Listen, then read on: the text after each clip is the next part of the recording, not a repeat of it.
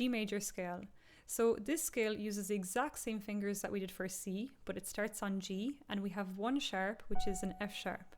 So it goes like this: 1, 2, 3, thumb under, 1, 2, 3, 4, 5, 4, 3, 2, 1, third over, 3, 2, 1.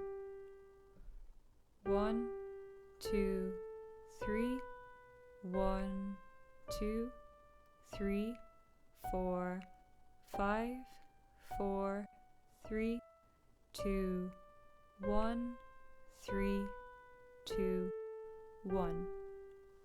And in the left hand we start on 5, 5, 4, 3, 2, 1, third over, 3, 2, 1, 2, 3, thumb under, 1, 2, 3, 4, 5.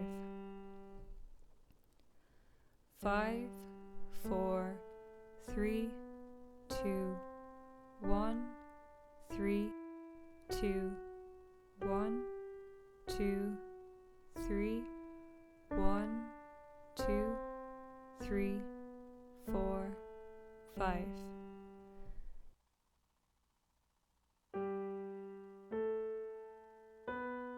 Right thumb under, left third over,